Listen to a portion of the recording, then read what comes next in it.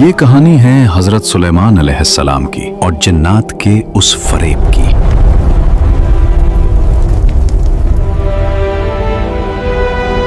وہ فریب جس نے طاقتور جنات کو سالوں تک ایک لاش کا غلام بنا کر رکھا۔ حکم ہوا خدا کا گھر تعمیر کرنے کا۔ وہ سرکش جنات جو کسی کے قابو میں نہ آتے تھے اب غلام تھے۔ ایک خوف تھا۔ یہ داستان ہے اسے ایک لمحے کی جب موت نے بادشاہت کی حفاظت کی اور ایک چھوٹی سی دیمک نے بڑے بڑے جنات کا چھپا ہوا راز کھول دیا۔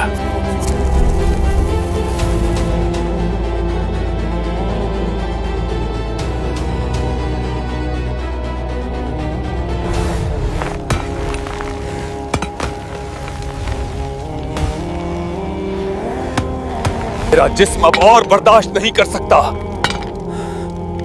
100 سال یا شاید 200، ہم کتنی دیر سے یہ پتھر اٹھا رہے ہیں؟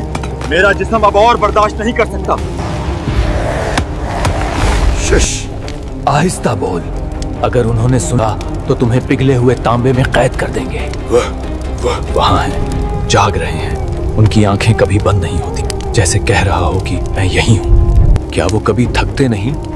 کیا انہیں نیند نہیں آتی؟ مگر وہ انسان ہو کر چٹان کی طرح کھڑے ہیں۔ اور پھر وہ لمحہ آ گیا جو ہر زندہ چیز کا مقدر ہے۔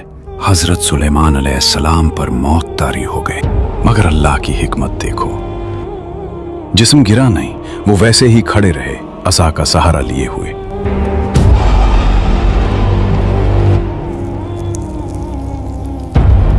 ایک طرف وہ جنات تھے جو خود کو غیبدان کہتے تھے، پہاڑ توڑ رہے تھے، اور دوسری طرف اللہ کا ایک چھوٹا سا سپاہی، ایک معمولی کیڑا اس بادشاہ کی لاٹھی کو کھا رہا تھا جس کے سہارے جنات کی غلامی ٹکی ہوئی تھی۔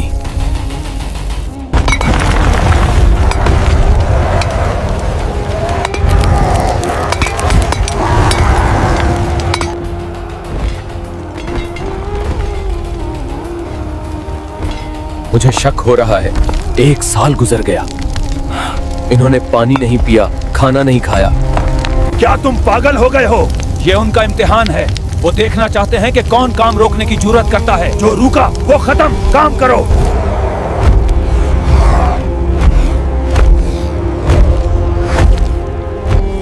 خوف انسان اور جنات کو اندھا کر دیتا ہے۔ وہ سامنے کھڑی موت کو نہ دیکھ سکے کیونکہ ان کے دلوں میں سلیمان کا خوف اللہ کے خوف سے زیادہ بیٹھ گیا تھا۔ مسجد کی دیواریں اونچی ہوتی گئیں۔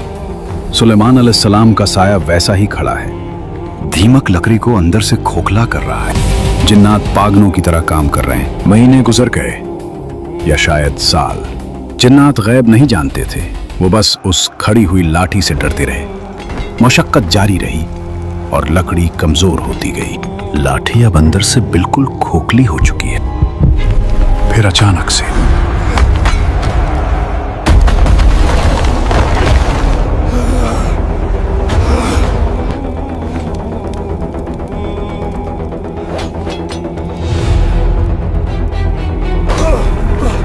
گر گئے بادشاہ۔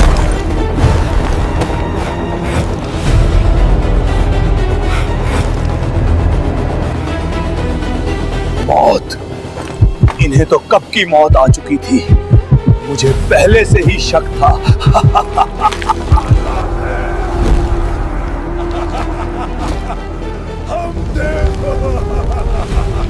ہم آزاد ہیں، ہم بے وقوف تھے، ہم ایک مردہ جسم سے ڈرتے رہے۔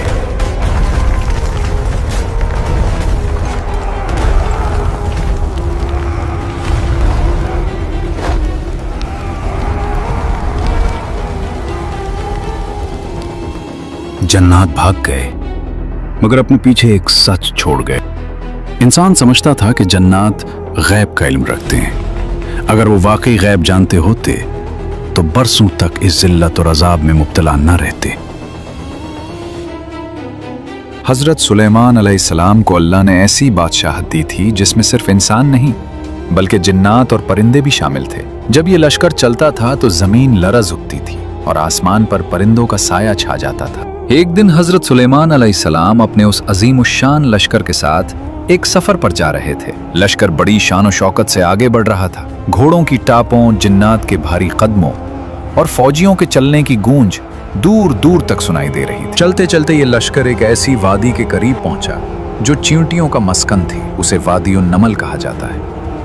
वहां लाखों करोड़ों चींटियां अपने कामों में मसरूफ थीं। लश्कर के करीब पहुंचने की लर्जाहट जमीन पर महसूस हुई। चींटियों में खलबली मच गई। उनमें से एक समझदार चींटी, जो शायद उनकी निगरान या मलका थी, उस छोटी सी चूंटी ने अपनी कौम को पुकार कर कहा, ए चूंटियों, अपने बिलों में घुस जाओ।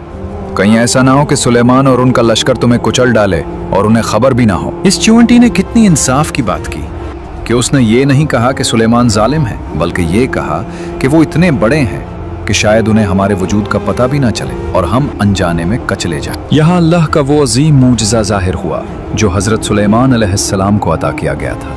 हजारों फौजियों के शोर, घोड़ों की हिननहाट और सफर की गिर्दो गुबार के बावजूद अल्लाह ने उस नन्ही सी चींटी की बारीक आवाज हजरत सुलेमान अलैहिस्सलाम के कानों तक पहुंचा दी और उन्हें उसकी ज़बान समझा दी। जब हजरत सुलेमान अलैहिस्सलाम ने इस चींटी की बात सुनी तो उनके चेहरे पर मुस्कुराहट आ गई। वो उस छोटी सी मखलूक की समझदारी और अपनी कौम के लिए फिक्र देखकर महजूज हुए। इतनी बड़ी सल्तनत के मालिक होने के बावजूद हजरत सुलेमान अलैहिस्सलाम में जरा बराबर भी गुरूर नहीं था।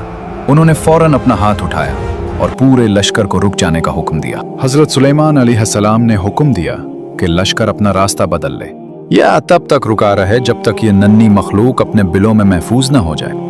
उन्होंने इस बात को गवारा नहीं किया कि उनकी ताकत से किसी बेजरर मखलूक को अनजाने में भी नुकसान पहुंचे। इस मौके पर हजरत सुलेमान अलैहिस्सलाम ने आसमान की तरफ देखा और अल्लाह के हुजूर एक बहुत प्यारी दुआ की जो कुरान में महफूज है। ऐ मेरे रब, मुझे तौफीक दे कि मैं तेरी इस नेमत का शुक्र अदा करूं जो तूने मुझ पर और मेरे वालिदैन पर की है, और ये कि मैं ऐसे नेक आमाल करूं जिनसे तू राजी हो जाए, और मुझे अपनी रहमत से अपने नेक बंदों में शामिल फरमा। अगर आपको ये वीडियो पसंद आई हो तो लाइक जरूर करें और कमेंट करके बताएं कि वीडियो कैसी लगी। अगला वीडियो किस मौजू पर हो वो भी कमेंट में लिखें। वीडियो को शेयर करें और चैनल को सब्सक्राइब करना ना भूलें।